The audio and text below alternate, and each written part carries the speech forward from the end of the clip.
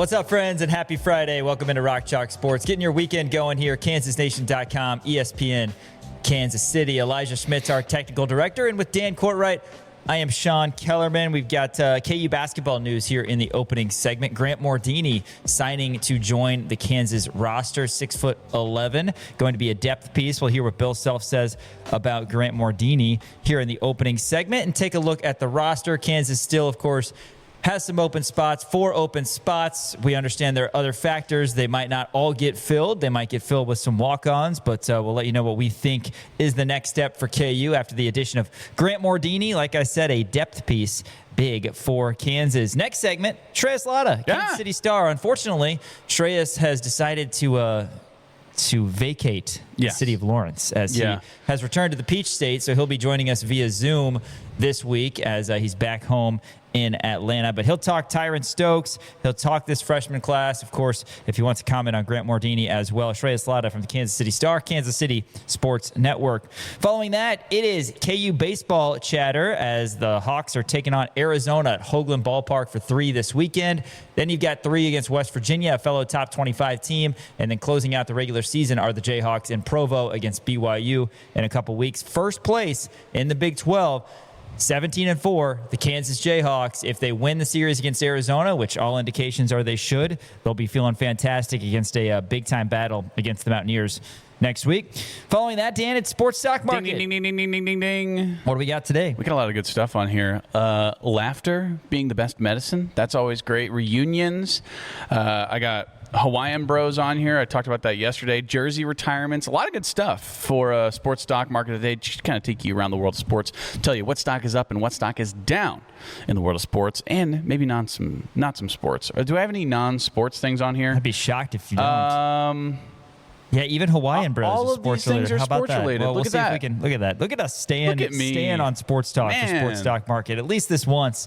We'll see if anything changes in the next hour and a half or so. Following that, we're talking Kansas football. Big shout out to our friend Henry Greenstein, KUSports.com, LJWorld.com, who did the deep dive on the Kansas roster. Of course, we've been talking a lot of NFL draft, but we want to give you a peek inside the article of Henry regarding 2027 potential Kansas football players who might be taken there after a couple were selected this past weekend. Yeah, a lot of really good, talented players on this Kansas roster heading into this season for 2026. So, every year Kansas is going to have maybe 1 or 2 guys get some NFL opportunities. Obviously, Kansas had a lot of guys get some NFL opportunities this year, and Kansas has decided to reload, and there's going to be a lot of guys to be excited about. Obviously, they have to show it out there on the field first, but really exciting stuff from Henry Greenstein regarding KU football in his article on KUSports.com. Yeah, I want to shout him out. He joins the show every Wednesday. Wednesday, one of our favorite shows every week as we have Henry in studio. We also have KU Mailbag segment. Find us on socials, Twitter, TikTok, Instagram, at the Kansas Nation.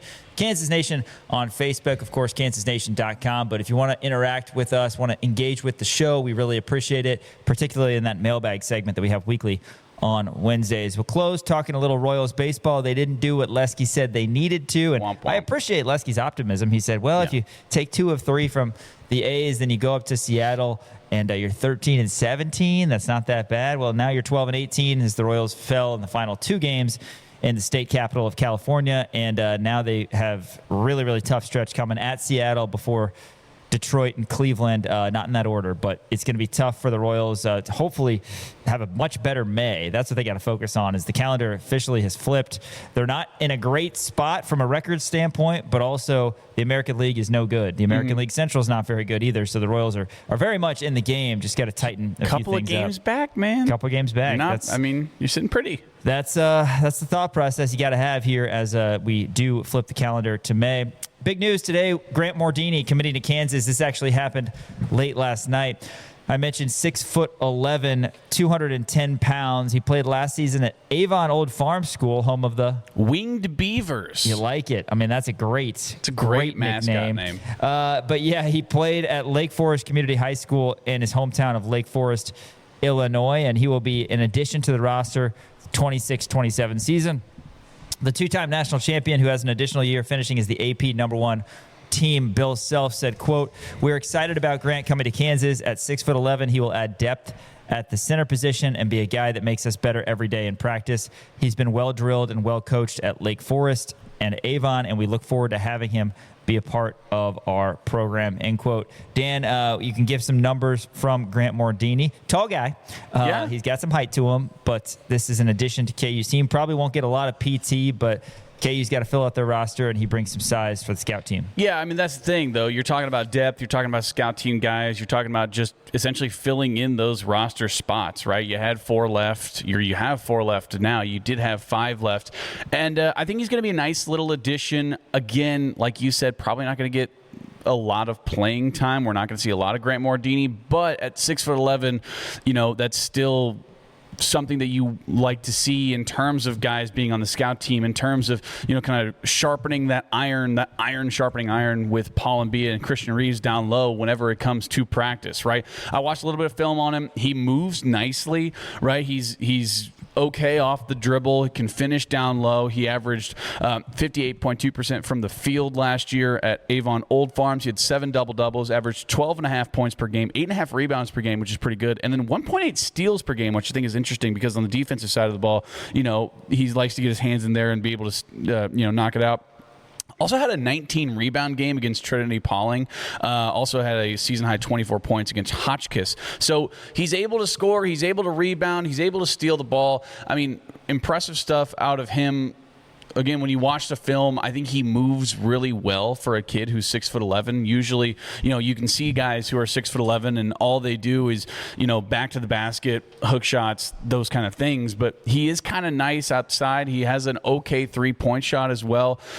Only other Division I offer that I saw from him was UMKC, which I thought was interesting because Mark Turgeon actually went outside of the Kansas City metropolitan area to try to recruit somebody, which is good for him.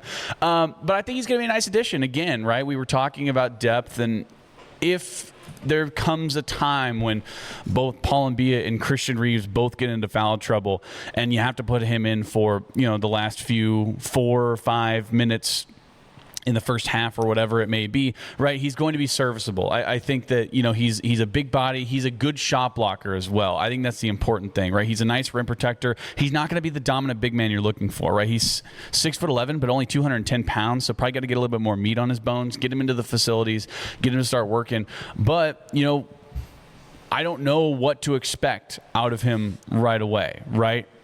Probably not going to be a starter.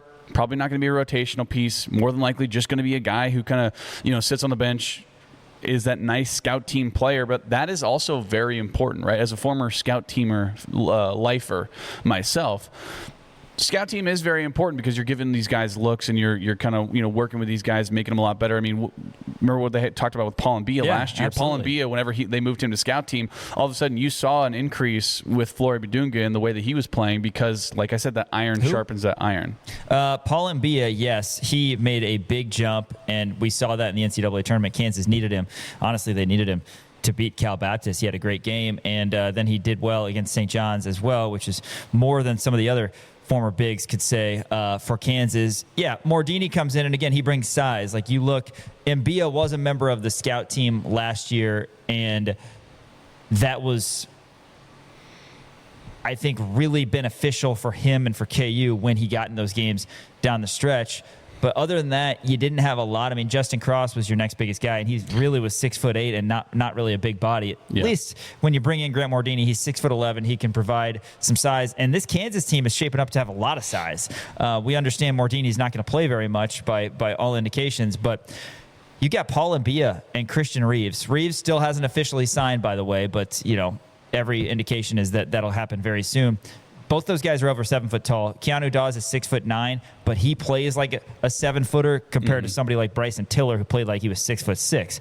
Dawes is a big guy, and then Davion Atkins as well, one of the freshmen who's a part of maybe the best freshman class that Kansas has ever had. I think we have to talk about that. I mean, who knows? Of course, you're going to look back at Wiggins and Embiid, and people forget that Frank Mason was in that class too, and Connor Frankamp, of course. I was about to say, and Wayne Selden. They had a good freshman was Jamari class Traylor there. also in that class too, or no? That sounds right. I don't remember. Was Brandon Green in that class? We should look that up. Maybe. I want to say yes to Brandon Green. Traylor, I think his final year was in 16, so I don't think Jamari Traylor was in that. I think Traylor was here before that.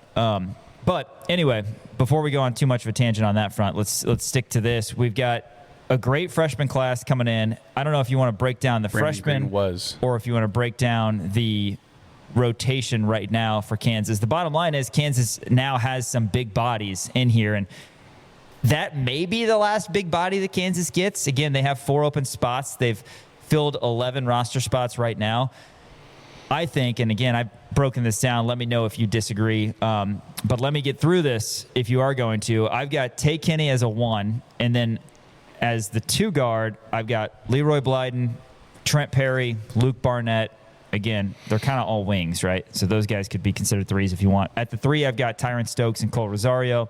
And then you've got Dawes and Adkins as your 4, and Bia, Reeves, and Mordini as your 5. So when I look at this, and we've talked about this a little bit already, but the number one thing that I think Kansas needs still is another shooter, another scorer. Yeah. Because, again, Stokes is going to require so much from the defense, and the fact that we're all kind of scarred from not being a great three-point shooting team the past few years.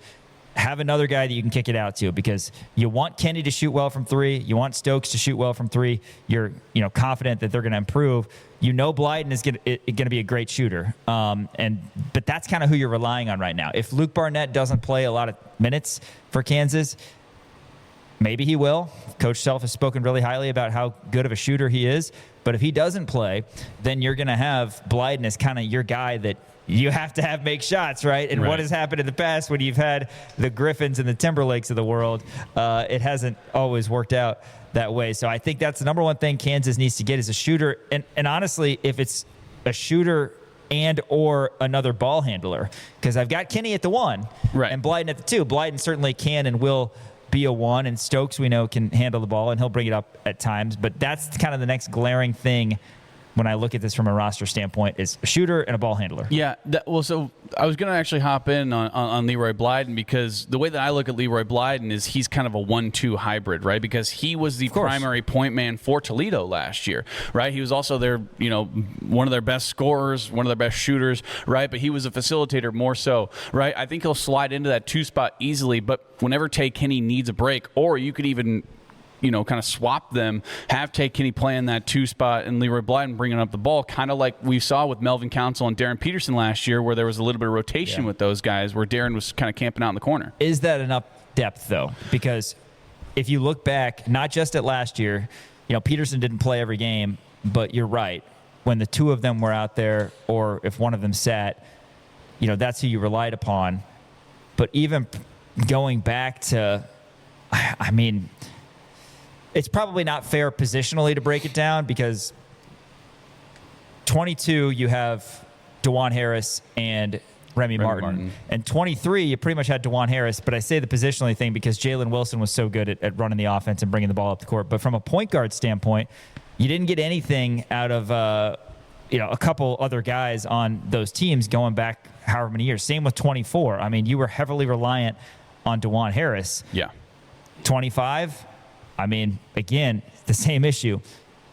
Past season, of course, you had Melvin Council, and then for most of the time you had Darren Peterson. Do you think that Tay Kenny and Leroy Blyden is enough from a point guard standpoint?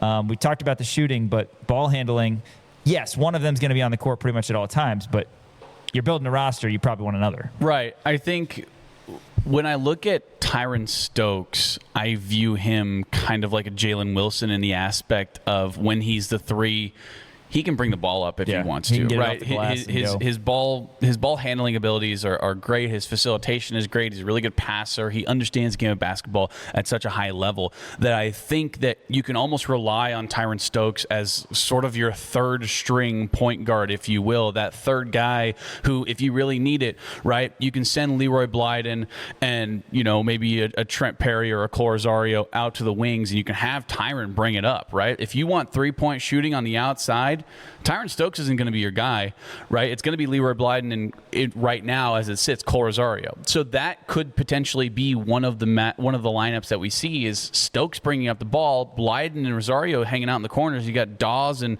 whoever at the center position down low, and that's essentially your 3-point lineup right there, with Stokes bringing the ball up, driving, collapsing the defense, kick out, bang, you got Cole Rosario or Leroy Blyden hanging out in the corner. They're going to put up a 3, or bang, he finds Dawes down low. And we're also forgetting about Dawes. Not that he's going to be heavily relied on for the 3-point range, but he still can shoot those shots, and he still is a nice 3-point shooter, right? So I think that's probably the lineup that you're looking at, where I don't think Kansas necessarily needs another ball handler, just because they have Tyran Stokes, a guy who has so much potential and such a high ceiling regarding every single aspect of the game, right?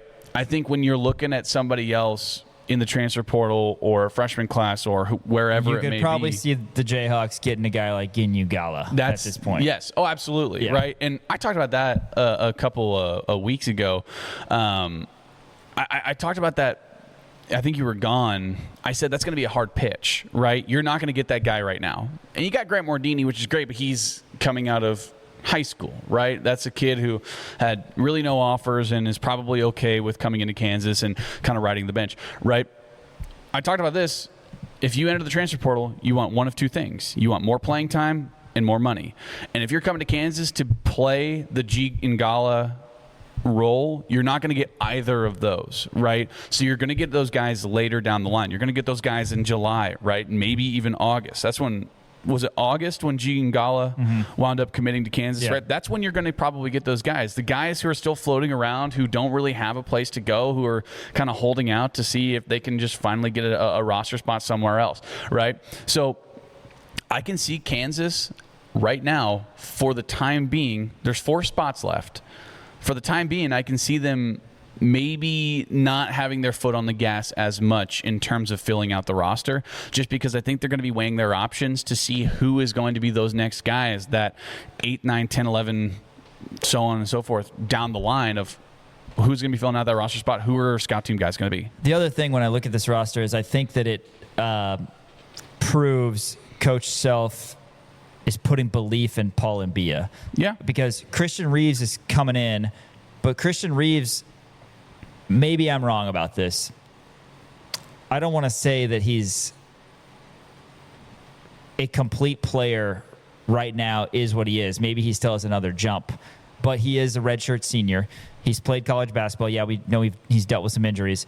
You pretty much should know what you're going to get out of Christian Reeves. Mm-hmm. And then, I'll kind of relate that to a guy we've brought up a ton this week on the show, Landon Lucas, because Landon Lucas, going into his senior year, you pretty much knew what you were getting. I think we're kind of on that front with Christian Reeves, what type of player he is. With Paul Mbia, there's 3 or 4 different ways that this could go, right? And a couple of them are really good, to where Paul Mbia could be a fantastic player for KU. I don't want a situation where, out of necessity, Coach Self decides he has to go extended periods of time with Stokes at the 4 and Dawes at the 5 because he doesn't feel like he's getting enough from Mbia and Reeves. Right. I got a text the other day from one of my buddies that I brought up where he said he has concerns about the 5 with Mbia and Reeves. And that makes sense because, one guy transitioning to playing real minutes in the Big 12 and Reeves, and one guy is unproven. And Mbia, I could see Coach Self at times doing the 4 around 1 where Stokes is the 4 because Stokes is so versatile and can give you that. But I hope that it's by choice and not by ineffective play from those 5s. And I'm confident that Paul will get better. And Shea Wildeboer yesterday when he joined the show talked about how high he is on Rosario. There could be a reason that Kansas goes 4 around 1 because you can't keep Rosario off the court. And you got to have a really fun lineup of Kinney, Blyden, Rosario, and Stokes out there. Yeah. And then Dawes at the 5. So there's that factor as well. I think it gives Coach options, but again, he said he's not as comfortable with the 5s at this point.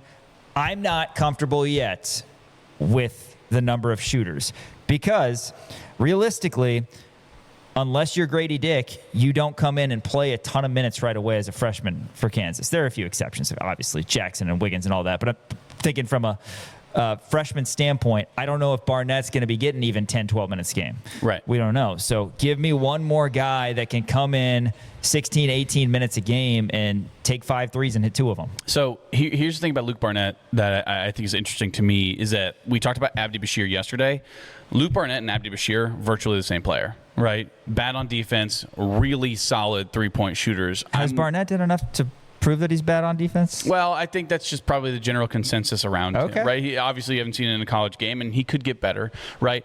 But when I look at Barnett, I'm looking at him like the way that we would utilize Abdi Bashir, which would be weirdly kind of this gadget guy of, hey, Kansas really needs 3-pointers right now. So you're going to throw a lineup out there of, maybe Blyden at the 1, Rosario at the 2, Barnett at the 3, and Stokes at the 4.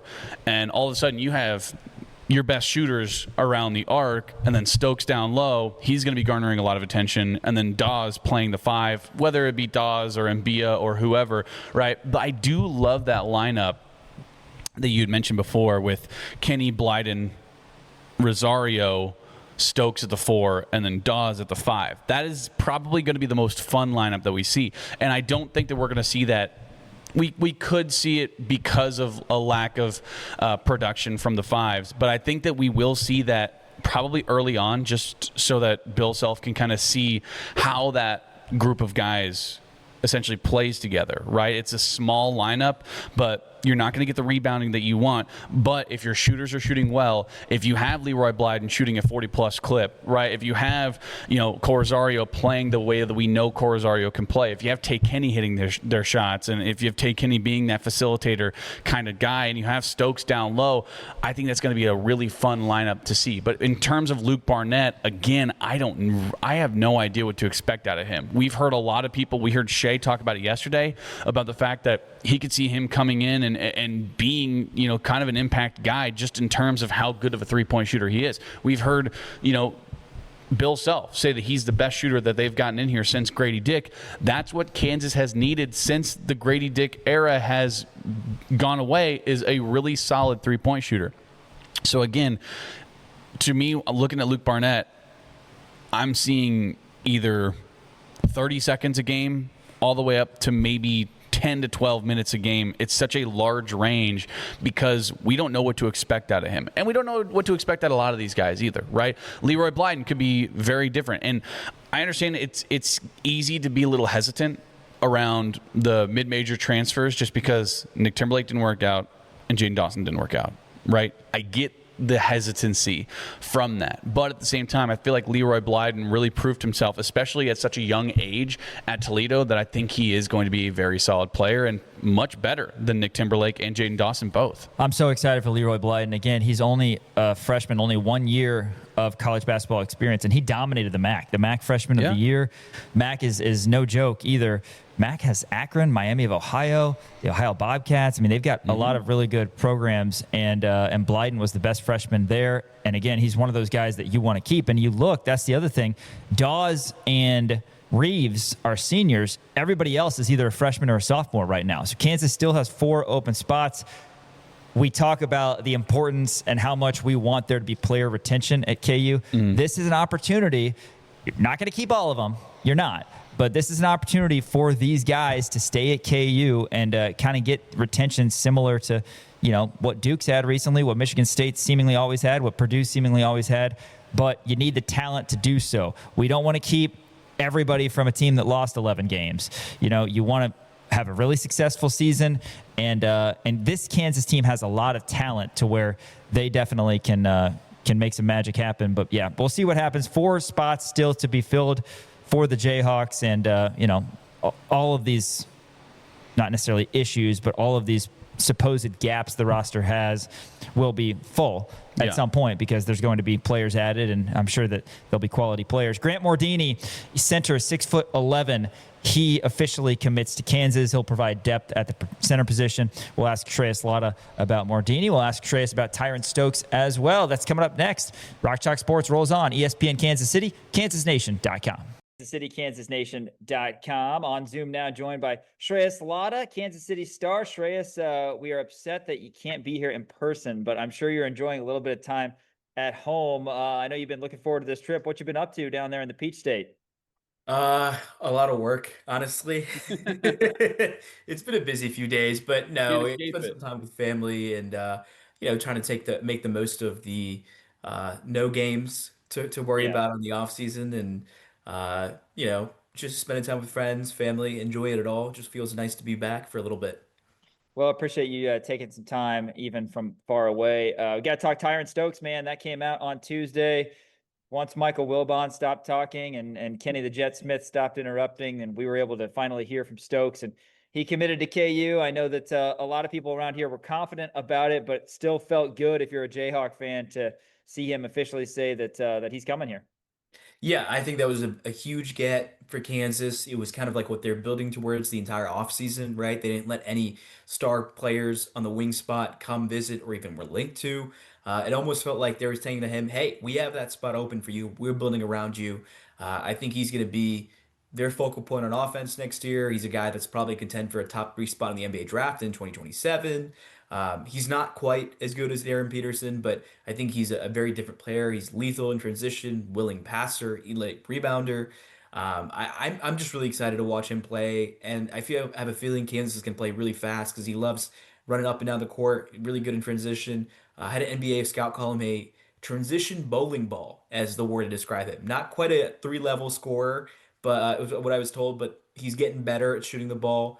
And you guys know he's a Nike athlete, and Nike was doing everything in their power for him to end up there. I was told last week, and obviously ended up a Jayhawk, and I think that's a testament to Curtis Townsend and Kansas, and uh, for them to go out there and get a kid that is a premier Nike athlete is a big deal, and it's something I was interested in, and actually kind of goes along with that. He's been wearing Adidas gear on the court, so I was told that he will be wearing Adidas gear at games on the court, but he will probably have a off the court Nike contract. So he'll wear Gotcha. Nikes like Cooper Flag did last a few years ago with Duke, where he had New Balance stuff off the court, but on the court he was wearing all Nike.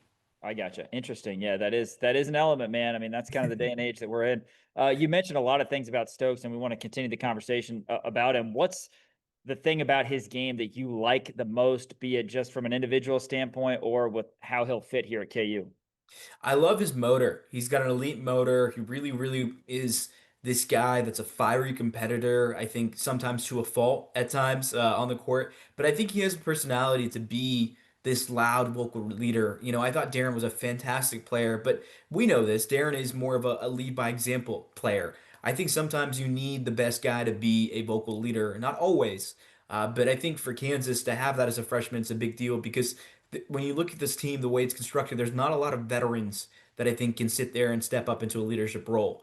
I think Tyron is going to be tested in that aspect. I love that he's an elite rebounder. I mean, Kansas has struggled rebounding the ball last year, especially. And somebody asked me, Kansas's defense could be the worst in Bill Self's era. I disagree with that sentiment because the 3 through 5 spots have all really good rebounders, something they struggle with. And the 1 to 2 spots, even though they're undersized, they have two guys who can really steal the ball.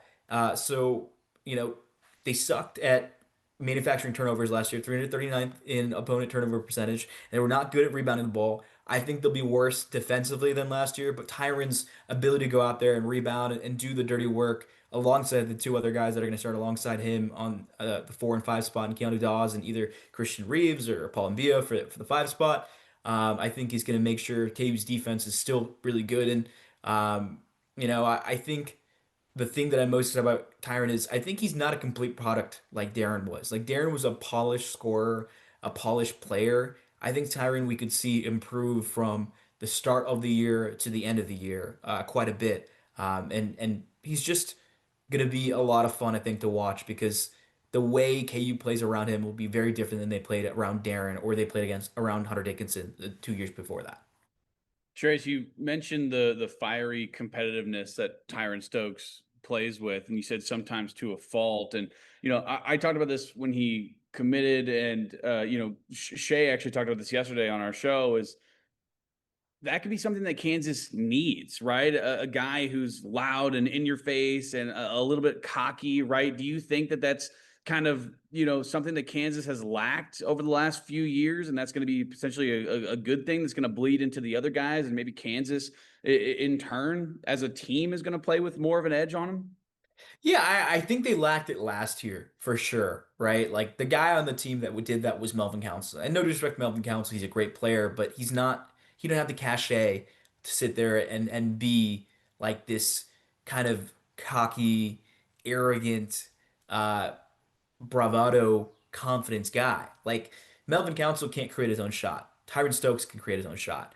And I think sometimes you need a guy like that to be this fiery edge competitor because I think you know, it does help. It does matter. Hunter Dickinson was that a little bit, and he could have been even more, but I think he was more of it off the court than he was on the court, right? Where he was a little bit of a trash talker or a kind of bravado. I think Tyron's going to bring that on the court. And, it's on Bill to rein it in versus let it kind of roam free. And I think Bill will do a good job of that. But I absolutely expect there to be some moments where Tyron and Bill are kind of in each other's faces, and, Bill's got to kind of calm him down and stuff like that. But I feel like we've seen guys like this succeed at Kansas.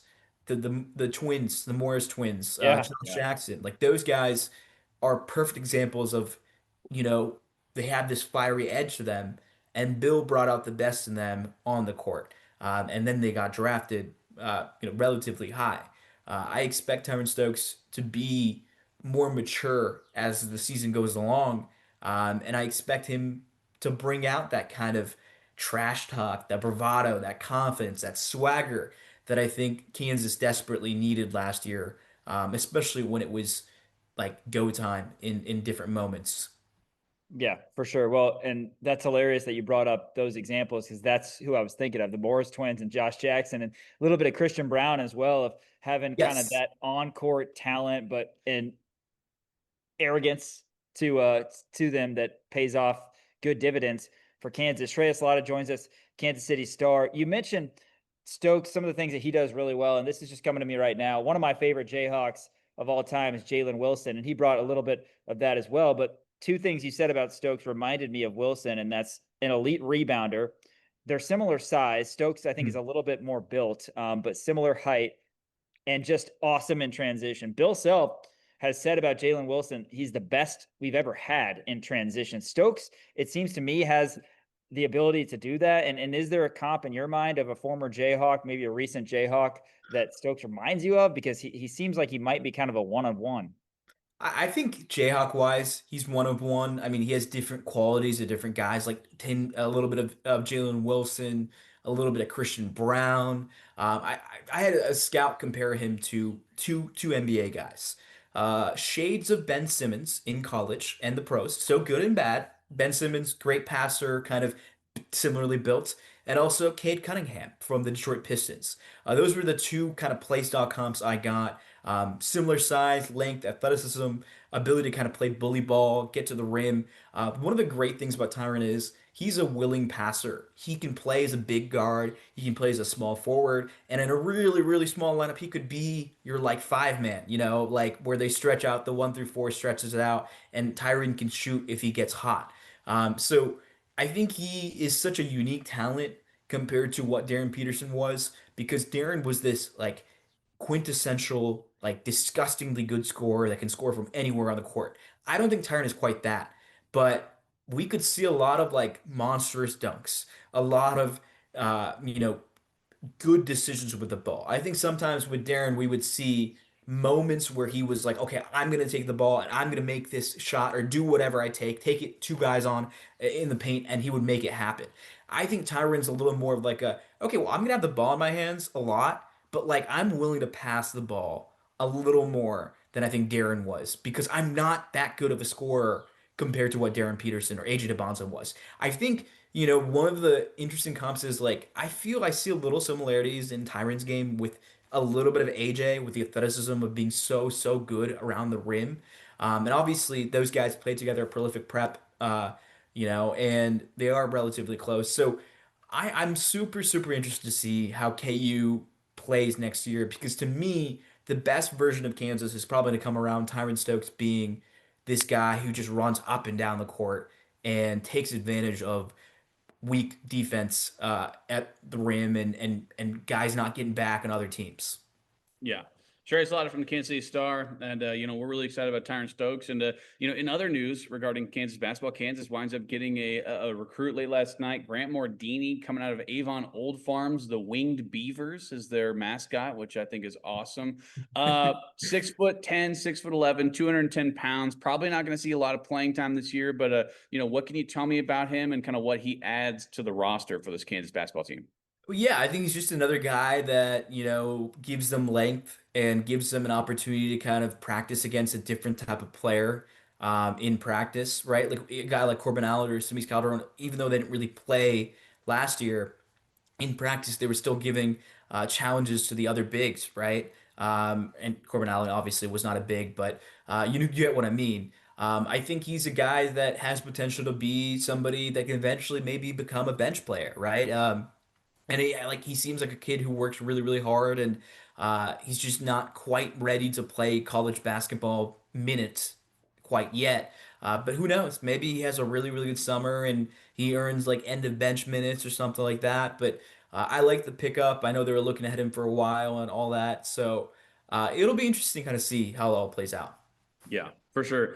Uh, Shreyas, obviously, there's, I believe, four more roster spots available on this Kansas basketball roster, and Sean and I broke it down a little bit in the segment before this. Where does Kansas go from here? Right, you got essentially a backup big, your third string big, maybe the scout team guy. You have essentially one and a half point guards, if you will. Leroy Blyden can play the point guard. He played the point at Toledo last year. Do you think Kansas goes with a ball handler? Does Kansas try to go for another shooter? I mean, where do you think Kansas goes from here in terms of the transfer portal? And are they done essentially getting impact guys? Are they looking more towards those bench guys? Well, I think they absolutely need at least one or two legitimate more bench players, right? Like a guy that can come off the bench and light it up.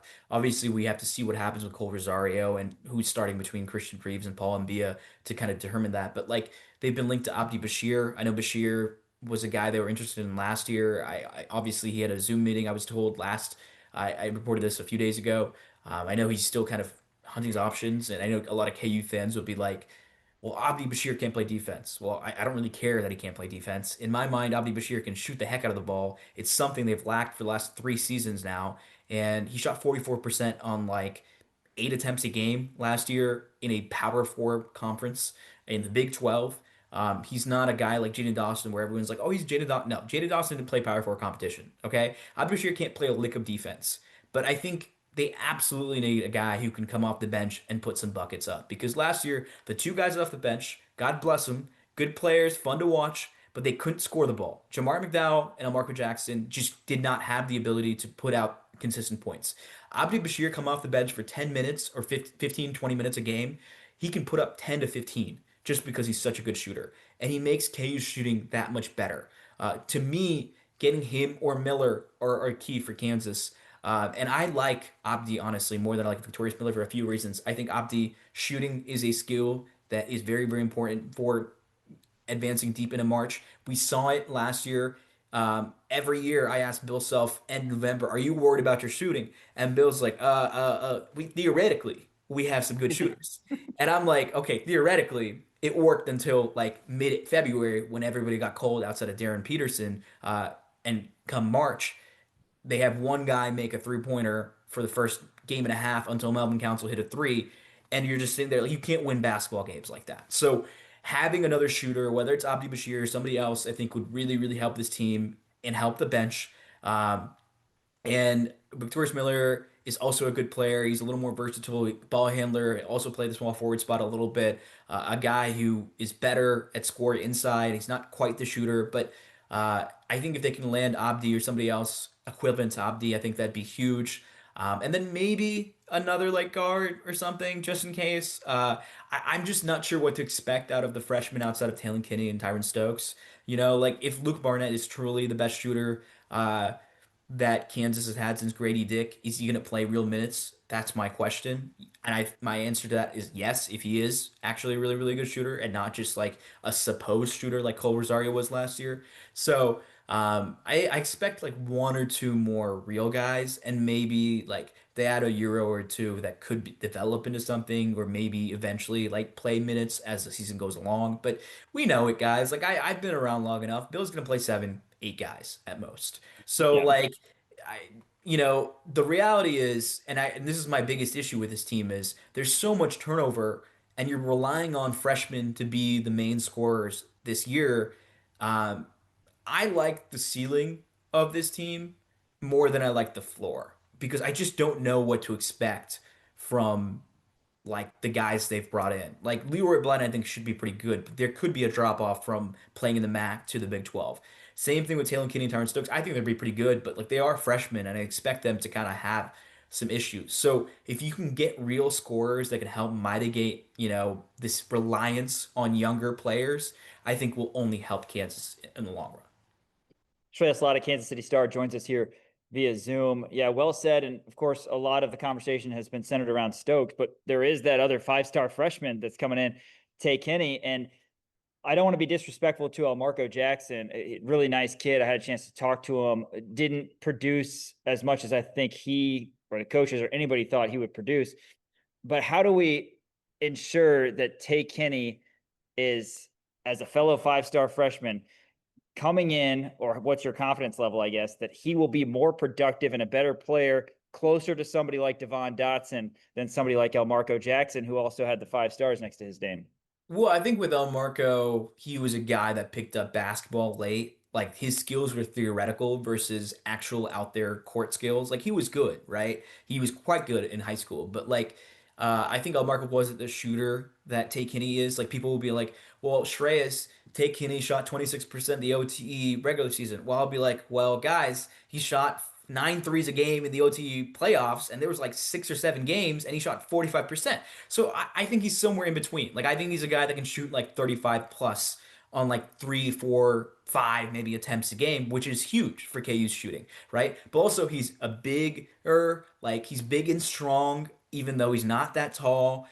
He's a good ball handler. I think he's a guy. He's a quality facilitator. Um, he brings in quite a brand with the 6'7" stuff. I think immediately for me, the way Kinney can attack the rim and also kind of score at different spots, and that familiarity with Stokes' game, he's going to be a better player than Marco Jackson was freshman year, and certainly better player, I think, than Marco Jackson was even last year. I could be wrong, right? It's hard to always predict that, jump from basically high level high school basketball to Big 12 basketball, and I expect there to be some nights where he throws up some stinkers or maybe he makes too many turnovers or not have the best game. But that's just the growing pains that you have with any freshman. I would not be surprised if he averaged something like 8 to 10 points a game, uh, like 3 or 4 rebounds, 5 assists or something like that. He expects to be like a one and done guy. I'm not sure he's a one and done guy. I had an NBA draft evaluator say he's big and strong, but I don't know if he is a one and done guy, is what I was told. So I'm intrigued to see how good he really is in the Big 12 because it's sometimes hard to kind of see what he does in OTE, even if they are some premier athletes in OTE and premier players, and see how well it translates in college ball. Because we saw it this past year with a guy like Bryson Tiller or Cole Rosari. Like they just weren't quite ready to play a humongous amount of minutes. Yeah. Shreyas Laddha from the Kansas City Star. Shreyas, time to play one of our favorite games is Name That Starting Five. Who's the starting five for the Jayhawks next year? And kind of give me a breakdown as to why you think that is.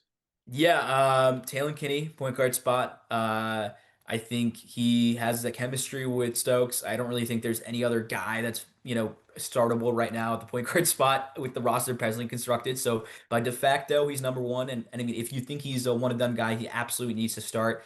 Number two, Leroy Blyden. I could see some competition from Cole Rosario here, but I think a lot of that's going to depend on how much of a leap Cole takes, because I could see Kansas wanting to start a guy who's a little bigger at the two guard spot because Kinney and Stokes is a little undersized backcourt. Three, obviously Tyran Stokes does not need to be said much. He's going to be the number one option on offense, the crown jewel of this team at this moment. Four, Keanu Dawes, a guy that averaged 12 and basically 9 for Utah, probably third or fourth option. Will do the dirty work, top 15 rebounder and like rebounding percentage per I think KenPom or Evan Mia, I can't remember.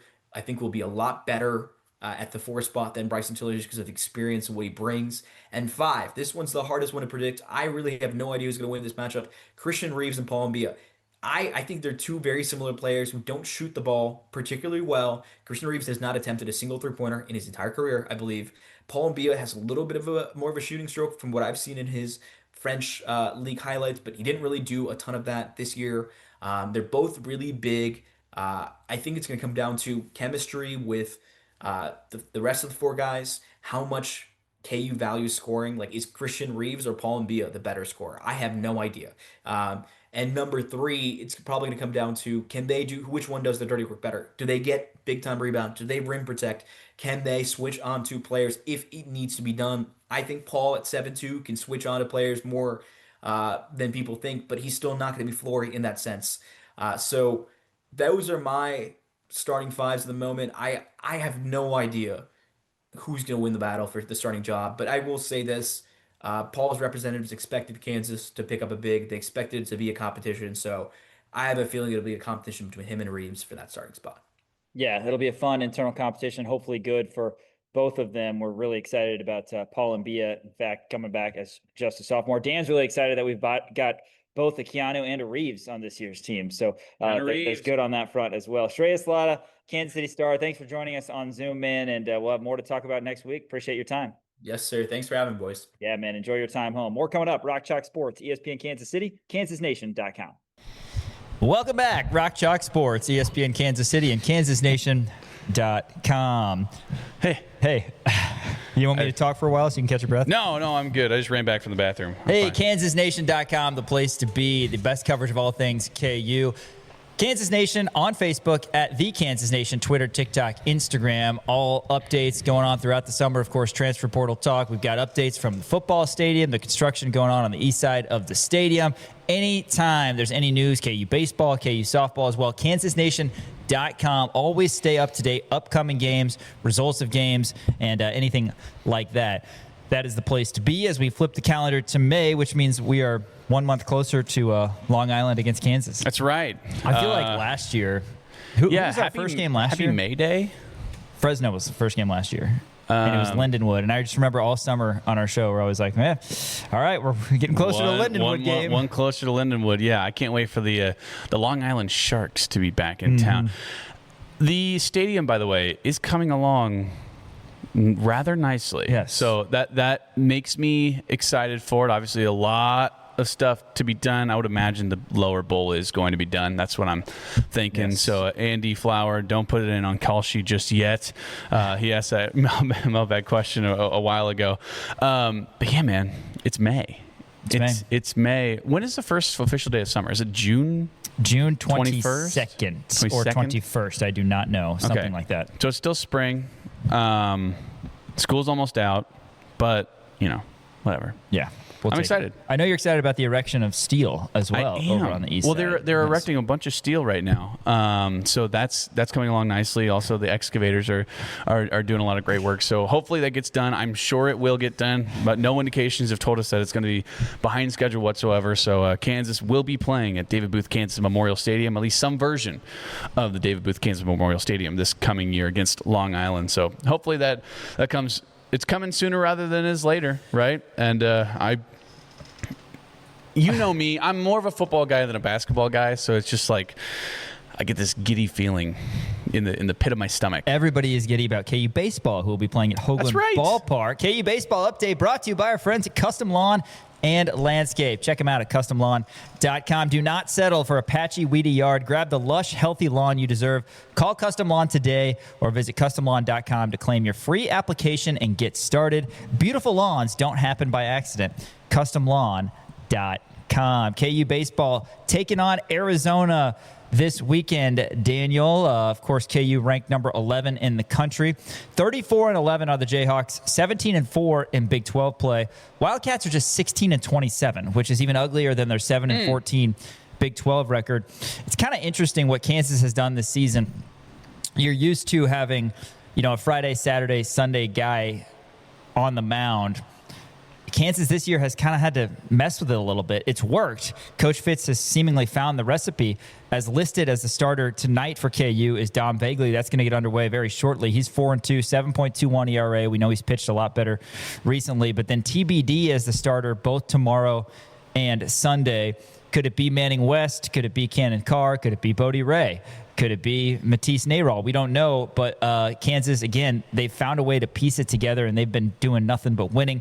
Arizona has got 2 righties and a lefty this upcoming weekend. Owen Kremkowski, he's 1-5, 4.92. Smith Bailey is 3-3, 4.68. And Luke Flatta is 3-1 with a 4.76. So respectable ERAs for the starting pitchers for Arizona. Hopefully KU can build a lead because bullpen-wise, Arizona is just not very good. Today's game is sold out, but there are still limited tickets for tomorrow and Sunday. KUathletics.com/tickets. Coach Fitz saying, quote, "I think we have played fundamental baseball." We talk about the key components of that: winning the strike zone, taking care of the ball on defense, and then the big one is doing it situationally and offensively. They have historically, holistically bought into the offensive process, the defensive process, and the pitching process, end quote. The recent stretch has been absolutely unbelievable. KU has won 18 of their last 19, 24 of their last 27. And how about the fact that they went 15-1 in April? The Kansas baseball Jayhawks primed to host a regional if they keep the good times rolling. Yeah, and you look at this Arizona team. A year ago, they made it to the College World Series, right? They were a very solid baseball team last year, but just a lot of injuries for them this year on the offensive side of the ball, on the pitching staff, right? They're not particularly great in terms of batting. If you look at conference-only stats, they're batting .255 right now. As a team, Kansas, for what it's worth, batting .329 right now as a team in the conference play. That's really, really good. A lot of home runs by this Kansas squad. Arizona, only 18 home runs on the year. Kansas has 45 home runs on the year. So they're not a power-hitting team, Arizona is. And again, Henry talked about this on Wednesday, kind of a no-win situation where if Kansas wins a couple of close games against Arizona, this could potentially drop them in terms of RPI. So Kansas has to win these games handily, right? If you look at Arizona on the pitching side of things, they're the 4th best team in the conference in terms of conference stats. Only they're throwing a 6.02 ERA right now. So a couple of really nice pitchers on the mound. Isn't it crazy that 6.02 is good for 4th best? I know. Isn't that it is kind of wild. Baseball. UCF is best right now with 4.04. West Virginia is 4.92, TCU is 5.14, and then 4th best in conference play is 6.02 for Arizona. So they are prone to giving up some hits, but still, in terms of pitching, they're one of the better teams in the Big 12, so that's something that Kansas has to look at. But also at the same time, you look at all of the offensive firepower that Kansas has been able to produce throughout the season, throughout conference play, and more specifically throughout the last 15 or 16 games that Kansas has been able to play.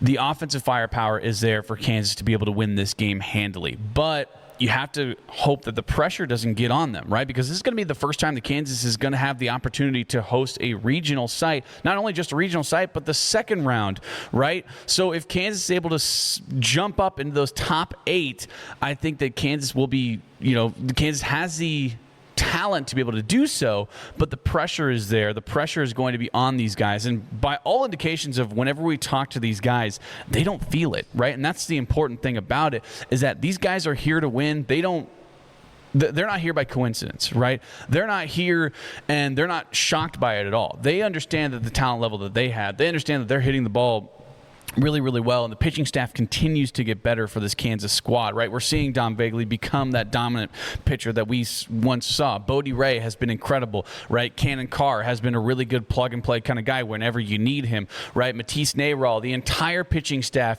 has done an excellent job, specifically over these last 10 games, where I think Kansas should be able to come in and win this one handily. Now, they're only a couple of games up right now in terms of the Big 12 race, but if you're able to sweep Arizona, you're sitting comfortably in that driver's seat. Yeah, and winning a series, that's what it comes down to, right? And we understand that Arizona's not very good, but still, they're a Big 12 team.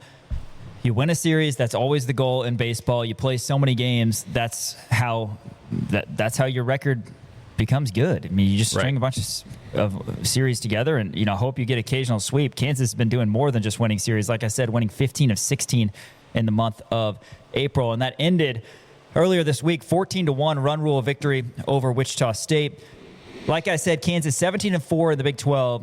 3-game lead in conference play over UCF and Arizona State, who face each other in Orlando this weekend. So let's avoid a sweep just to make sure that that those teams each get at least one more loss hung on them. But KU 17-4 record, the best in conference play through 21 games in school history. 6 consecutive conference series have gone the way of the Jayhawks after sweeping K-State and Manhattan last weekend. Plus, Big 12 games at home, KU is 9-0. They are unscathed completely. 3 sweeps at home. That is unbelievably impressive as well. KU ranked number 11, both D1 baseball, Baseball America, USA Today, and the NCBWA. You got to be a top 8 team to host a super regional, potentially, should you advance out of the regional. But to host a regional, you just got to be in the top 16. So there's a chance that Lawrence could very well be a site, and that would be absolutely thrilling here for KU in Lawrence.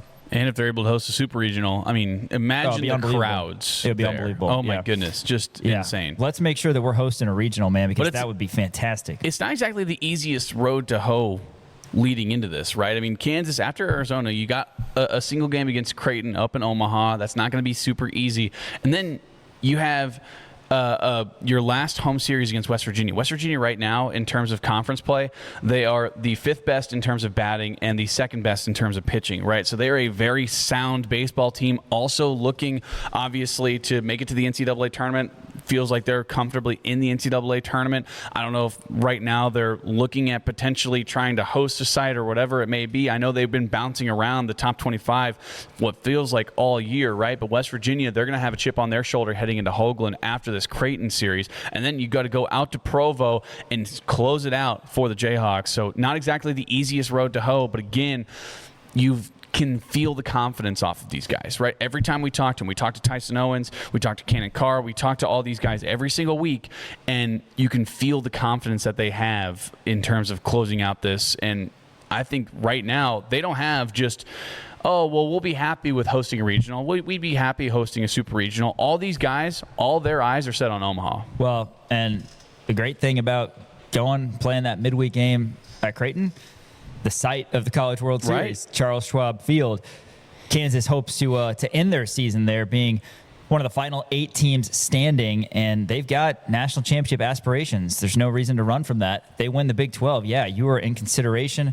Kansas, again, that's a big, big story. The fact that they're trying to be a top 16 team, top 8 team, and win the Big 12 championship. You mentioned Owens, how we spoke to him a little bit earlier this week. The Big 12 Player of the Week, Big 12 Newcomer of the Week. We talked about him throughout, but he hit .625 with 3 homers in the 4 games that Kansas played last week. 7 RBIs, a 1934 OPS. You never see that. Ridiculous. It also raised his season batting average from 248 to 293. It's a crazy jump. That late in the season, that is crazy good.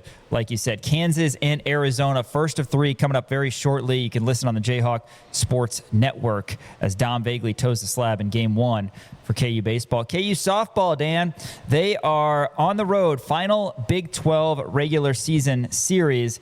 And it's an important one for KU softball, who's also having a fantastic season. First pitch is coming up very shortly here today, Cowgirl Stadium. It's going to be broadcast on ESPN+. KU is 33-16, 13-8 in Big 12 play, trying to make that tournament push. They had their 9th top 50 RPI win of the season. It was an important one, beating Wichita State 10-0 in 5 innings on Tuesday. KU now on the softball diamond, 42 in RPI, 34 in KPI, 33 in DSR. They're 4th in the Big 12 are the Jayhawks at 13-8, 6-1 in conference series. That's 2nd best in the Big 12. The 33 wins under Coach McFall is the most since Coach McFall's got here 8 years ago. They've set a program record in wins in conference with 13. They've also got program record 78 homers, program record 88 doubles, program record 343 runs scored. Oklahoma State, one of the top teams in the conference. They're above Kansas in the standings, 35-13, 14-7. A huge opportunity for KU softball, particularly more because they're on the bubble side of things in the NCAA tournament. You talk about quality wins late in the season. This would be huge to win a series in Stillwater. Yeah, it'd be absolutely massive, right? And like you said, the 33 wins are the best in the Jennifer McFalls era. And Kansas right now, they're on that bubble. That Wichita State game really boosted them up in terms of their RPI, but you got to be able to close it out against Oklahoma State. They're a very good softball team. If you look at the conference stats right now, Kansas, they're batting .297 as a team. Obviously, Ella Boyer has been incredible. Haley Kripe continues to do everything that she can in the batter's box as well. And you look at the pitching, Kansas is fourth in the Big 12 in terms of pitching. They have a 3.60 ERA right now. And the ERA, if you look at who's in the circle, right, Presley Limbaugh has been awesome. If you look at Lizzie Ludwig, she's been great too. Kaylee Washington continues to be consistent as well. So if Kansas's pitching can show up in this series against Oklahoma State, that is so important. Obviously, you got to be able to take 2 away from this. That'll boost your RPI. That'll get you into the NCAA tournament. I truly feel that. But again, you got to be able to win. You got to be able to win these games. And as much as you want to look at the future, I do want to just comment on this because this has been a storyline all season long, is the freshmen are really the ones who have been shining for Kansas. So you look into the future is very bright for Jennifer McFalls and company, right? But you got to win now. The season is right now, and you have this series staring you down. You're staring down the barrel of playing at Cowgirl Stadium in Stillwater. You got to be able to take 2. Oklahoma City, the site of the Big 12 tournament. Kansas will be participating in the Big 12 tournament May 7th through 9th. So seemingly you'll have opportunities there to get some more big wins. But, man, if you win 2 of 3 at Oklahoma State, you got to think that's good enough to get Kansas in the big dance. Yeah. And we're cheering for Coach McFalls. A lot of success on the diamond for both KU baseball and KU softball here in 2026. Make sure you're tuned in all weekend long. After this, it's our sports stock market segment. Ding, ding, ding, ding, brought to you by Crown Automotive. We'll keep you up to date on whose stock is up, whose stock is down in the world of sports. KansasNation.com and ESPN Kansas City. Nair is the Lawrence Citizen of the Year. He runs the operations over at Crown Automotive on South Iowa in Lawrence. They've got a great selection of new and used vehicles. If you're looking for a Toyota, perhaps, Camry, RAV4, Tundra, Taos, Tiguan, what else they got over there? They have all of those. I'm glad you brought those up. They also have Jettas. They have RAV4s. They have, what did you not say? RAV4. I already said RAV4. Did you say Tacoma? I think I did not say Tacoma. You said Corolla? I didn't say Corolla. Corolla. Any got the rest Toyota of it. But not or just Volkswagen. Toyotas. Not just Toyotas, not just Volkswagens either. They have a whole line of used cars as well to get you in the car that fits your lifestyle. If you're a mom with 3 kids, they're not going to try to put you in some sporty little sport car, right? They're going to try to get you in the car that fits your lifestyle at a fair price as well. The friendliest sales staff anywhere in Kansas, anywhere in the Kansas City metropolitan area. They're super friendly, very helpful. Be sure to check them out, crownautomotive.com or crownmotorsvw.com. Crown Automotive on South Iowa here in Lawrence. Our founding partners at Kansas Nation. All right, Daniel. Yes. It's time for Sports Stock Market. Let's get it going. Ding, ding, ding, ding, ding. Let's start here. This is one of the best stories that I've seen really in quite some time. Stock is up on laughter being the best medicine. Did you see this? I did see so, as we recall, I would imagine this was on Case of the Mondays because it probably happened on a Sunday. Duff getting out of Young Wei Koo yes was released from the Falcons, I think it was 2 years ago, winds up on the New York Giants, the New York Football Giants football team, and he had a gaffe, if you will. He had a big old oh boy, no, where he goes to kick a field goal. And he forgot one thing. He forgot to kick the ball. His foot went straight into the ground. He fell over. Very funny thing that happened. I was laughing incredibly hard when it happened live, and so was a man by the name of Mark Toothaker of Lexington, Kentucky. Great name. Toothaker? Yes. Mark Toothaker. Mark Toothaker of Lexington, Kentucky. He said he believes that Young Wei Koo actually saved his life. So this is from AP, the Associated Press. Toothaker was watching the Giants-Patriots game when this happened.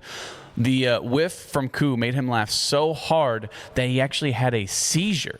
which that's scary, right? I've never laughed so hard it made me have a seizure. Right. So obviously, they rush him to the hospital, was taken to the hospital. They took a CT scan, and they found a tennis ball-sized tumor in his brain. The tumor was surgically removed. Toothache has no long-term damage whatsoever. They successfully removed it. He said that Younghoe, this is a quote, he said, "Koo saved my life because it could have happened any other time. I wholeheartedly believe I was in the right spot at the right time, and he was the trigger for that happening. It was a miracle." He also said, as tough as that thing was, as violent as the seizure was, I have no memory of it, and I would find it hard to believe that I wouldn't have hurt somebody or hurt myself if I would have been behind the wheel, which is actually, that's very true. Like, he was in the comfort of his own home, and something triggered him laughing so hard, it wound up giving him a seizure, and in kind of a weird silver lining. That seizure saved his life. Younghoe Koo, thank you for missing that field goal and saving Mark Toothache's life. That's insane. What a great story. You think you've seen everything in sports, and then a guy does this. I mean, how – I'm focused on the kick, of course, but how do you miss the football by that much? I mean, that's just like – I guess it's taking your eye off the ball. I think I remember. I remember. Koo had a press conference afterwards. Yeah, I think it was kind of late in the season. Okay. Koo had a press conference afterwards, and he said the ball wasn't held right or something, or I don't know. I think the laces were out, but he said the ball wasn't right. He didn't have a good run up, so he tried to stop himself. That's what it was. Yeah. He kicked the ground to try to stop himself because he knew the ball wasn't. He didn't get injured. Right. That's the thing. Because your leg. I mean, your toes bending backwards. The force of the foot drilling into the ground. Yeah. That's got to be. Man, shout out to Toothache though, because that is a scary situation, and glad that they got that figured out. Hey, what a weird story, but glad that it helped out. If I'm Mark Toothache, I'm buying a Younghoe Koo jersey and perhaps a couple jugs of Tang. Yes. Stocks up on reunions. Stocks up on Tang. Stocks up on reunions. Stocks up on Tang because Baylor men's basketball, they are bringing him back. Drinking that Tang. Jerome Tang has agreed to a multi-year contract to join the Baylor Bears staff as the associate head coach. This is it heartwarming? I'm just glad that we get to see Jerome Tang again in the Big 12. I no longer hate him. Yeah, I'm just glad we get to see him in the Big 12. Tried to screw him over. Oh yeah, and I remember. He fleeced him. At the end. Obviously we weren't big Tang guys. I'm more of a Sunny D. They tried to fire him with cause. Yes, they tried to fire him for cause. For basically, I didn't agree with his comments. I don't know, but trying to fire him for cause was ridiculous, and they owe him what, $18 million or something? Yes, they do. How great is that though? That'd be like me leaving this job to go take a Sam Houston State sports talk show where they pay me $18 million, and then I get fired from there, and then I come right back here. And you're still, wouldn't that be? I get all the money. Yes, I go there for a year or two. Let's not forget the bullet point that you would go there, do a poopy job. Oh, I would do a terrible job and then come back. But I would still get $18 million. That is the best temp job in the world, right? Just, going to, like you got to live in Manhattan for a few years. Sure, I guess. But you got to go right back home with Scott Drew. They welcomed him with open arms. Like I said, I'm glad to see Jerome Tang. Where is Sam Houston State? It's in Nacogdoches, I want to say. I was going to say Houston. I am going to say, let's see, Sam Houston. Nacogdoches, Texas. Location. Huntsville, Texas. Huntsville. That was just a random, just a team that's worse. Who's in Nacogdoches? Is it Stephen F. Austin? I would imagine they're in Austin. Stephen F. Austin. Nacogdoches, Texas. Nailed it. So that's weird. So Sam Houston State is not in the city that the guy is named after, and then Stephen F. Austin also not in the city that it's named after. Can you confirm that? By the way, free wieners tonight for the first 500 students, Kansas baseball. So if you're listening before you head over there, first 500 students get a free hot dog. And you know what? What a great way to wash those hot dogs down with tang. Some tang. Yeah. You got BYOT. BYOT. I'm so glad, though. I'm so happy that he's still in the Big 12. Are you? Well, he could have done the Greg Marshall thing and just rode off into the sunset and played golf for the rest of his life. He's associate head coach. And honestly, Scott Drew, man, they've got something. They were terrible last year. Yeah. Without him, they got the Mingo brothers now, so they'll be all right. Stocks up on pitch clocks. Yeah, did you see this? I was talking about this. I did, but I'm still confused at what caused the anger. So Michael Wacha, he was pitching against the Sacramento Athletics, and a lot of baseball pitchers wear necklaces. They don't wear the fighting necklaces anymore, which, by the way, bring those back. I like the fighting necklaces, PHITEN. Do you remember those? They were made of titanium, and they were supposed to give you a boost of energy, but it turns out it was just a scam. I used to wear them. I believe that it's a scam. Okay. Yeah. You remember those? Yeah, that was like back in like the early 2010s, maybe. I used to have, like the kids in our schools, we used to all wear them. Turns out, scam. We would put them on and be like, oh yeah, no, I do. I feel the titanium working. It's coursing through my veins. It didn't do anything for you. All placebo. Anyway, Michael Wacha was wearing just like a gold chain or whatever. It broke while he was on the mound. Pitch clock's going. And so he like quickly takes off his chain, puts it in his back pocket, throws a pitch as the pitch clock is winding down, right down the pipe, strike. The A's pitching coach, Chris Crone, comes out, starts screaming at the umpire. Umpire tosses him. Because he thought that Michael Wacha should have been a violation. Well, it should have been maybe a violation. Maybe they should have called a timeout because he thought that it was a distraction for the batter. Because that's he was what putting I think. The chain in his pocket. Yeah, dude, and like, you got to be ready to hit. Right, I know. I mean, that's the thing. You got to be ready to hit. I think his main thing was like, oh, well, the batter wasn't ready because he thought Wacha was, busy doing something. And then Wacha all of a sudden just turns around, throws a pitch real fast, strike. A's coach comes out. Tossed. It was kind of weird. It was like one motion of Wacha doing it. Like he knew the clock was. He's like, I got to get this in my pocket. Right. Bam, I'm going. Yeah. I mean, but here's the thing though. It was before the clock expired. I think. I'm pretty sure.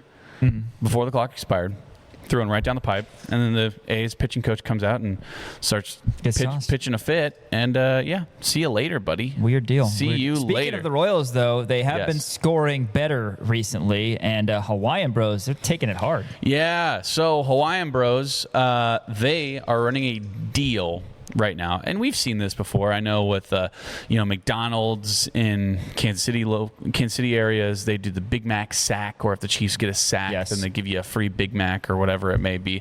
Hawaiian Bros, they're running a deal where if the Royals score 6 or more runs in a game, then they give out a free classic meal plate.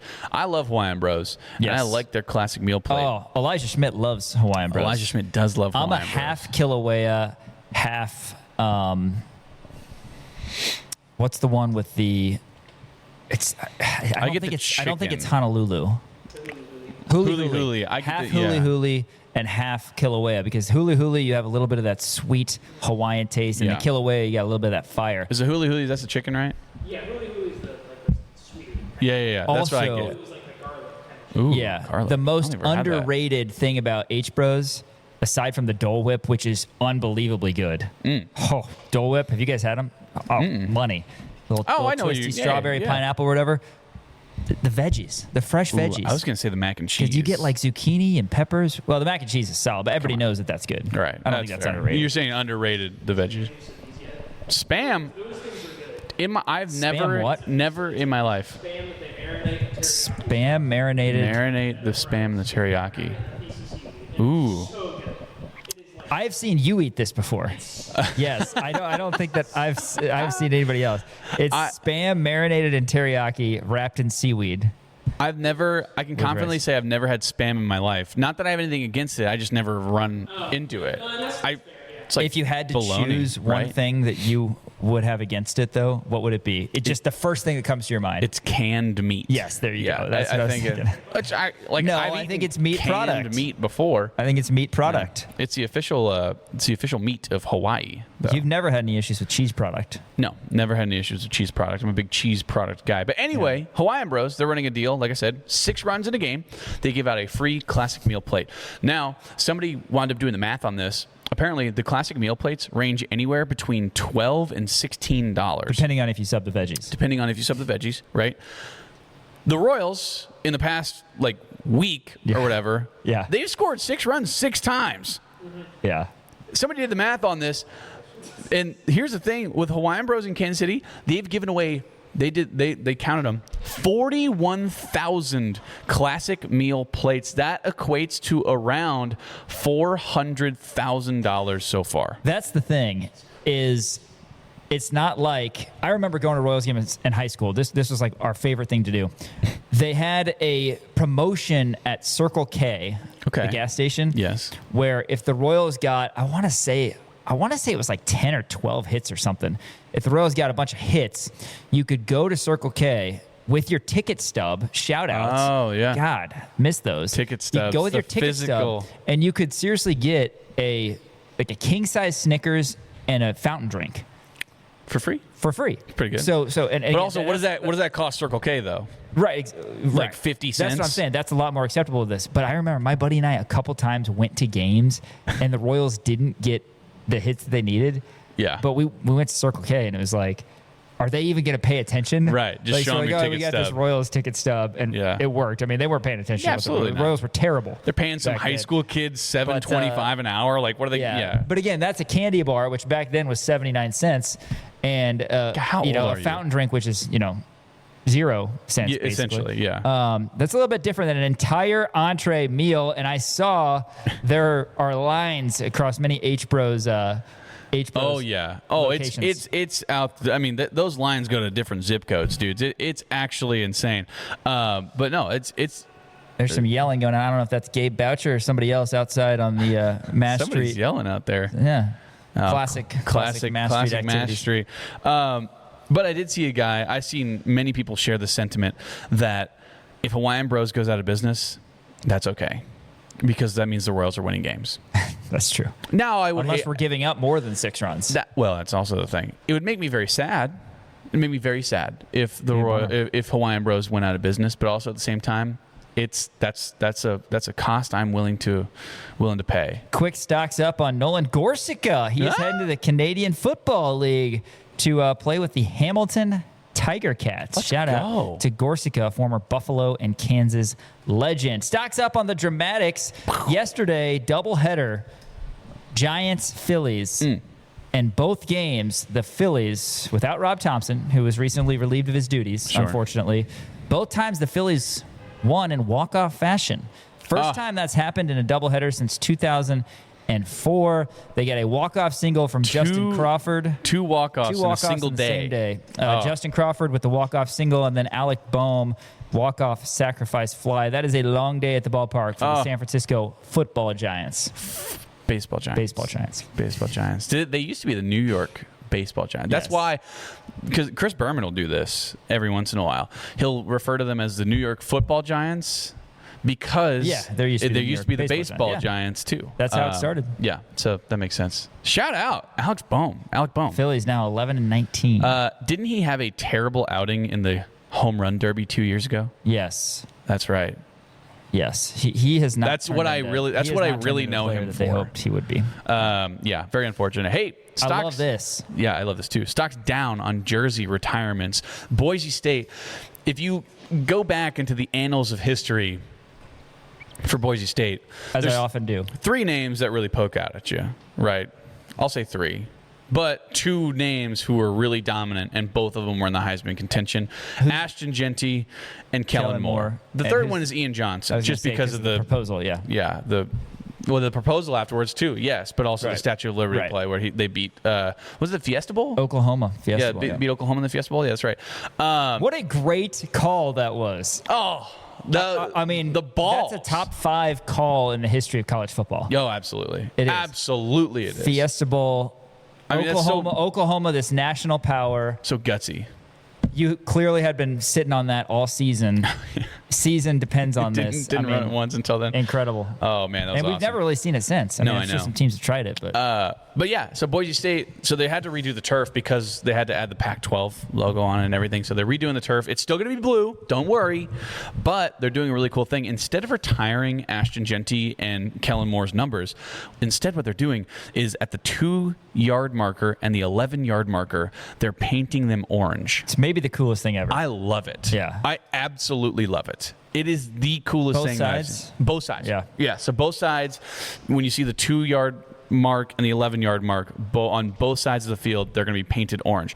That is so unique. Like that's one of the most. I can't believe like nobody's ever thought about this before, for doing that. Yeah. And now, it's just weird. Boise State has 2 unique things about their field. It's blue. It's blue. Yeah. And then now they have painted hash marks for these guys. I love that. I absolutely love it. Do you think that Colorado should do this for Shooter Sanders? Probably. Yeah, I think the Browns should do it for Stu Sanders. I can't go back. I can't. It's one of the coolest plays I remember because I was watching it live, and of course this is kind of a tangent. Who was the quarterback? It wasn't Kellen Moore. I don't remember who it was. I'm trying to think. Was it not Kellen Moore? And who made that awesome catch over the middle? Oh gosh, it was like right before that too. It was Jared Zabransky. It was a hook and lateral. Remember that? Fake. So he snaps the ball, fakes the pass with his right hand. So he has the ball in his left hand. Yeah. Fakes the pass. Yeah. Left hand behind Jared the back. Zabransky. But literally the play before they ran a hook and ladder. That's right. That's what was nuts. And they scored a touchdown. Yeah. And then on the 2-point conversion, they do the Statue of Liberty. Imagine being in that huddle, like being one of the 11 guys in that huddle, lined up to go Hard for 2. not to smile. And it's Statue of Liberty. Like your heart would be racing. Oh, man. man. Your heart's just racing. Like, oh my God, if this works. And yeah, and Bob Stoops took that L. But Shout out yeah. to old Bobby Stoops, Dallas Renegades legend. He was the head coach for them for a while in the XFL, I believe. I don't know if he's still around. Anyway, last one here. Stocks down on the Atlanta Hawks. Poor Shreyas Laddha. Oh my God. And his beloved Atlanta Hawks. He actually is a Boston Celtics fan, but he's from Atlanta. The Knicks, they wind up winning this game. I'll tell you the final score first because the final score is more respectable. The final score was 140-89. Elimination game for the Hawks. Elimination game for the Hawks. That's right. The Knicks, at one point in this game, in the first half, they went on a 67-13 run. I was over at Johnny's Tavern, West Lawrence, and there was a customer who I overheard look up at the game that was on, and he said, "There's no way that score is right." It was like 104-43, or something. Oh, so halftime. Hawks were up 9-5. Yeah. Hawks were up 9-5. They had a lead at one point. At halftime, the score was 83-36. For the life of me, have never seen an NBA game like this before. Yeah. I saw a tweet. It said at one point the Knicks led the Hawks 60-19, which is around the same score that the Monstars were leading the Toon Squad in the original Space Jam that caused the scoreboard to read kind of one-sided, isn't it? Yeah. Yeah, but the Hawks weren't exactly throwing out Michael Jordan and Bugs Bunny. I mean, they didn't have the star power to overcome that like the Toon Squad did. But the crazy thing is, these are pretty evenly matched teams. I know. It was 3-2. Knicks were leading the series. Talk about shooting slumps, man. And then, oh my God, just couldn't hit water if they fell out of a boat. And the Knicks were shooting 70+% from the field pretty much the entire game. And I've never seen anything like it. I mean, even in the NBA though, you get down like 20, 22 points. Yeah.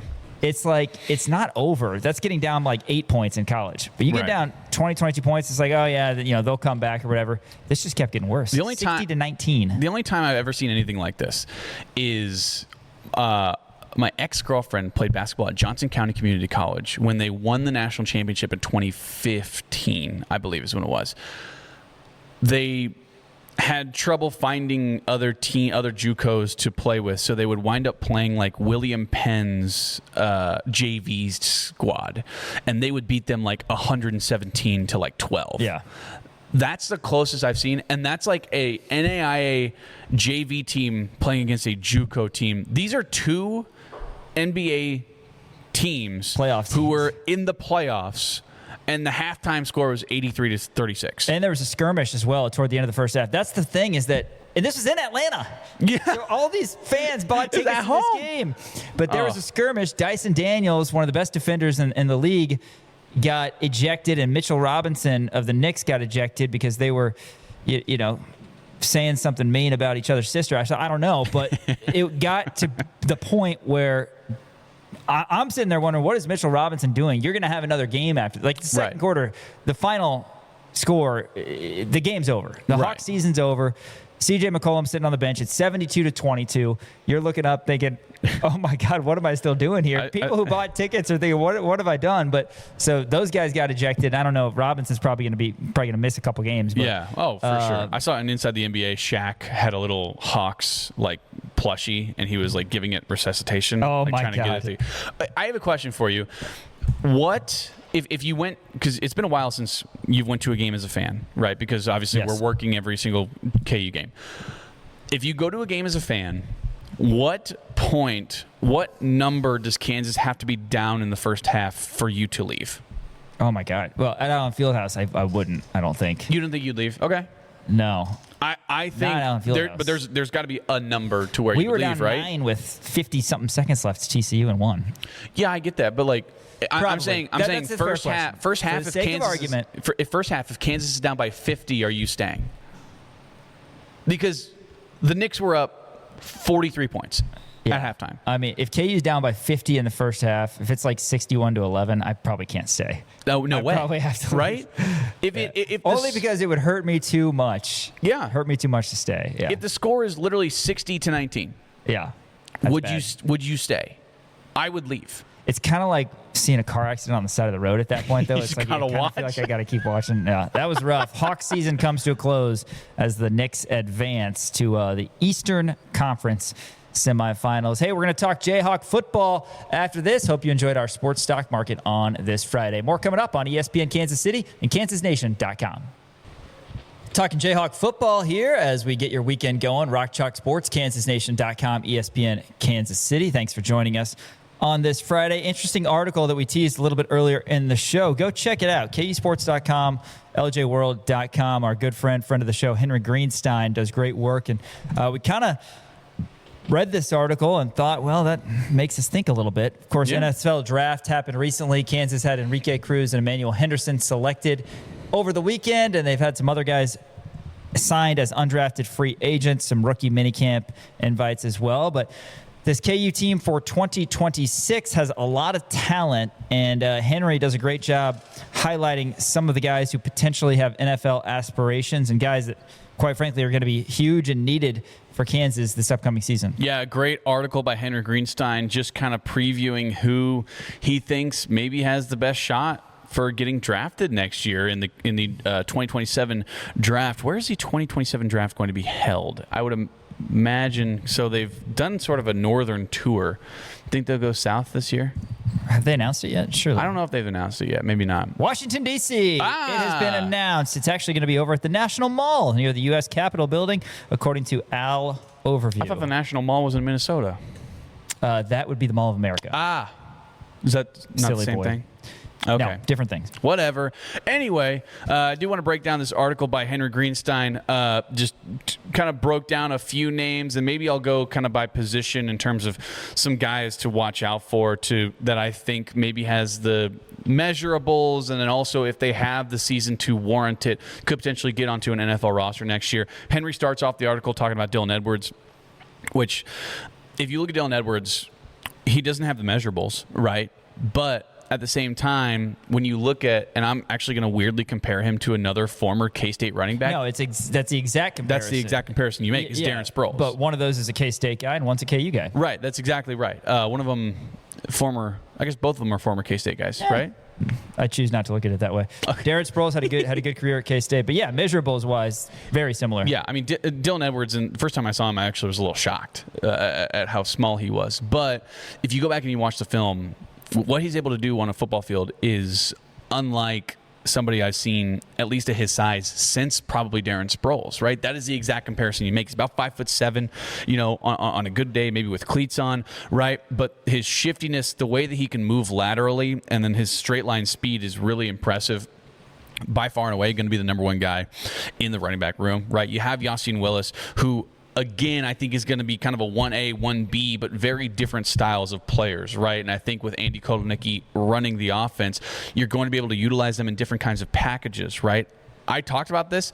I'm excited to see what Dylan Edwards can do in the passing game as well. I wouldn't be shocked to see Dylan Edwards be close in terms of his passing, in terms of his receiving yardage, as he would be to his running yardage, right? Just because of the fact that I think he is that versatile of a player that you can really plug and play and put him anywhere in that style of offense, especially under Andy Kotelnicki. So to me, and also to Henry, I don't know if Henry doesn't have them ranked, but he just kind of went through and talked about these guys. To me, Dylan Edwards might be the number one guy that people are going to look at to be an NFL guy. You don't think so? I think it's the next guy. I think it's Leroy Harris. Leroy, okay. Talk about measurables. I mean, 6'6". Again, we've seen we're kind of in the edge rusher time of football, right? Aren't we? And how important that is. And Leroy Harris, who continues to put on weight and continues to impress, had a great year last year. It was extremely important that Kansas kept him for this upcoming season. And it's a little bit different than guys like Dean Miller because he's got more of a quick twitch game. And he's just a little bit more explosive than Miller was. And, so that's the thing. He's more explosive.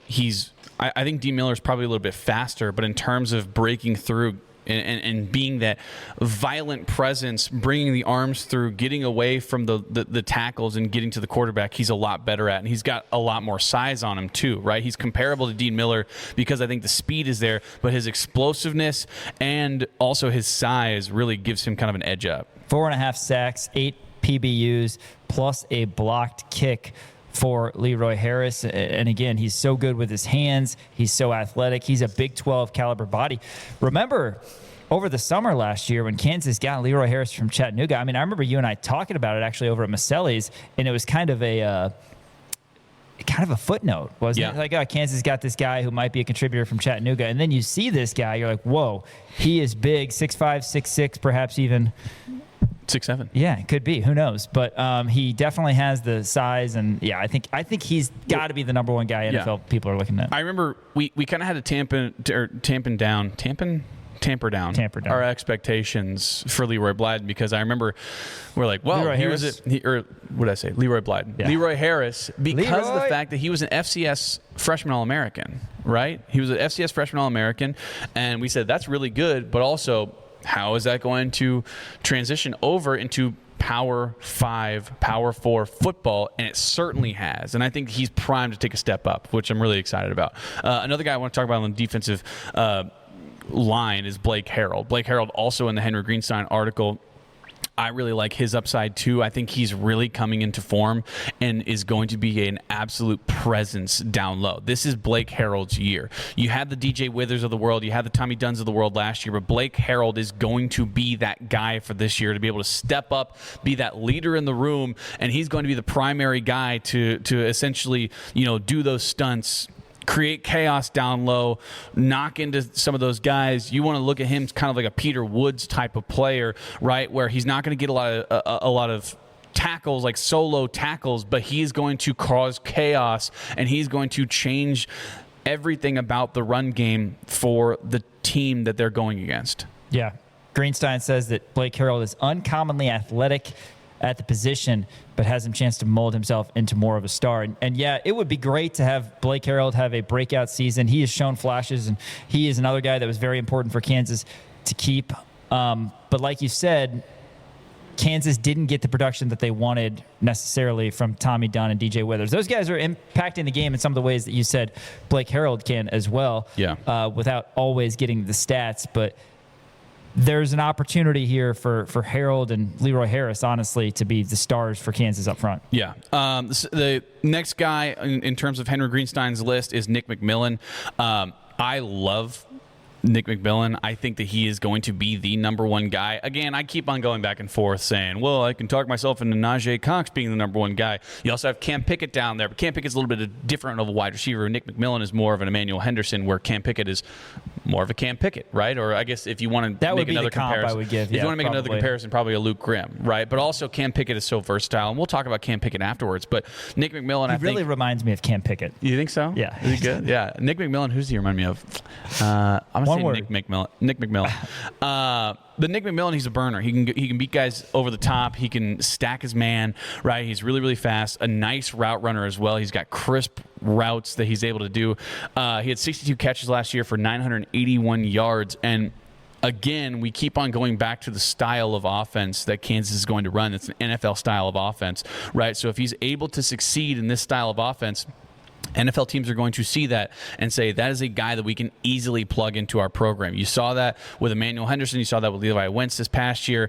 And if Nick McMillan is able to step into that role that we saw Emmanuel Henderson be in last year, especially with Andy Kotelnicki now at the helm once again, that's going to be an easy, like, hey, any NFL team is going to be salivating at the chance to get Nick McMillan on their team. Yeah, and Najee Cox, the guy you mentioned, he's not on this article, but I think in the future he could be somebody that is looked at, because again, he's bigger than I thought when we talked to him over at the football building, and everybody says one-on-one catches. I mean, that's as important as almost anything. Yeah, route running, creating separation, all that, but can you catch the ball? High point. When a quarterback gives you an opportunity in a one-on-one situation, Cox can do that. So yeah, excited for both him and McMillan. Yeah, and then Cam Pickett, again, he is the next guy on this list, according to Henry Greenstein, KSports.com, and the Lawrence Journal World. Had the first 2 touchdowns of the year for Kansas, a really solid wide receiver, a guy who, if you look at the way that he's built, I mean, he has that little scat back kind of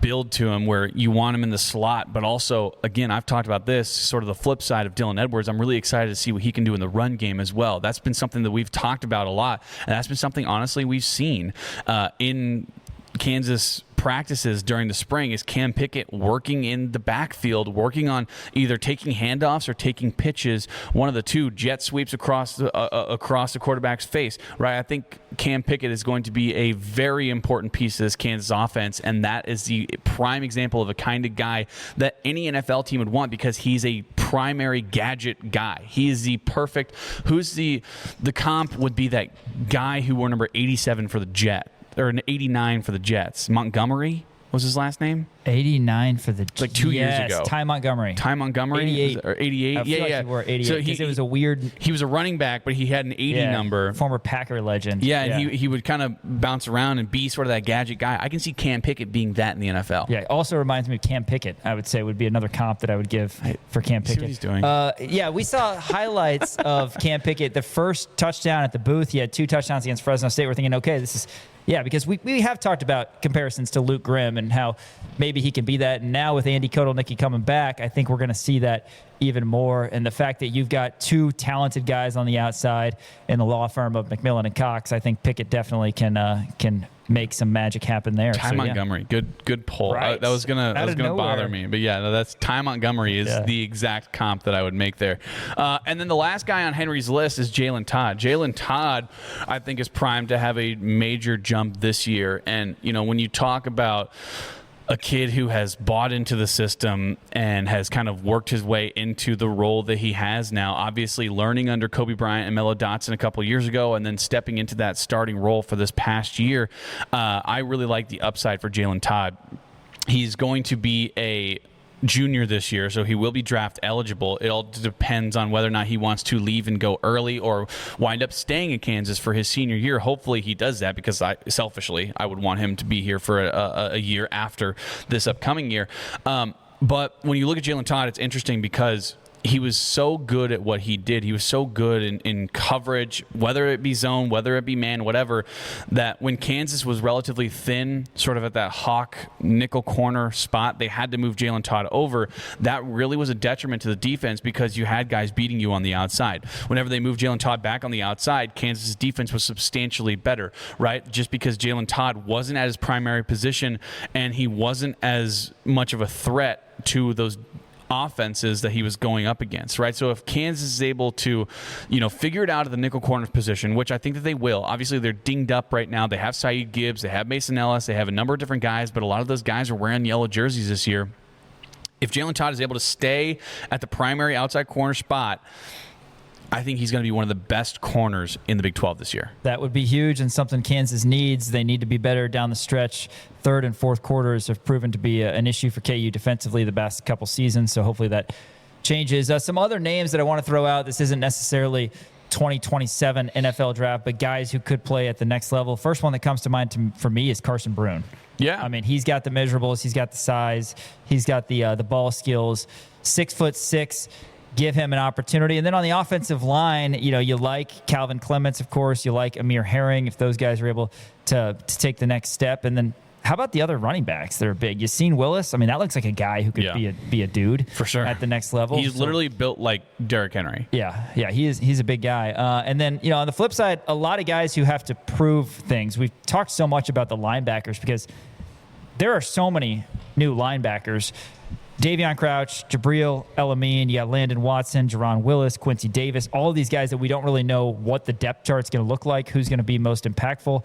But those guys, we're excited about potential talent there. And then I also want to bring up Dak Brinkley. I mean, he's the other guy for me. We talked about how different his body looks, how quick twitch he is. That, to me, has the potential to be the strength of KU's defense is up front, particularly with Harris and Dak on the outside and Harold in the middle. Another guy who we probably should mention, Trey Lathan, right? Trey Lathan, obviously, when you look at him, when you look at what he was able to do last year, I really like his upside as well. Maybe a little undersized for the NFL, but again, we've seen undersized linebackers make an impact, and he's good in coverage, he's good in the run fits, and he's a natural leader, right? He's not a vocal leader, but he's a sort of a lead by example type of player, and I think that's going to be really important. I think he's going to get a lot of eyeballs on him, and he was actually in Henry's article, which actually just skipped over him.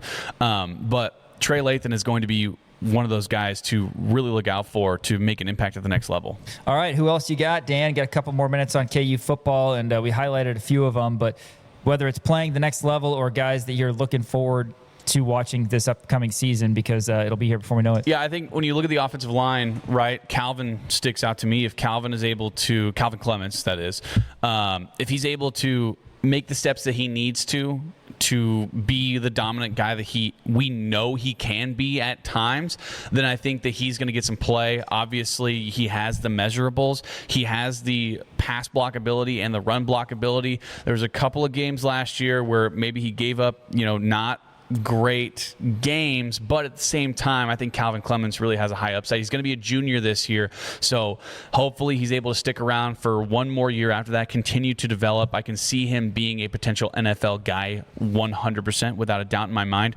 Also, like Kason Carpenter, I think is going to be really good, and then Amir Herring, I think is going to be really good as well. So you have a couple of guys on the offensive line, and Coach Derek Paulsa and the entire offensive staff has done such a good job at developing that offensive line.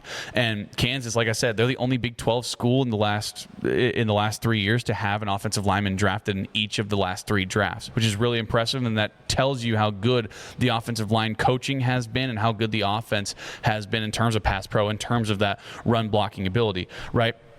So I'm really looking at Calvin Clements. I'm looking at Kason Carpenter. I'm looking at Amir Herring, maybe for the years future years before that. And then also maybe a sleeper for me, Keyshawn Cummings-Coleman, I think he's got the play style to really be that guy. He's going to be a sophomore this year, so he's not going to get drafted, but I think that he, to me, sticks out as that's going to be an NFL guy for sure in the coming years.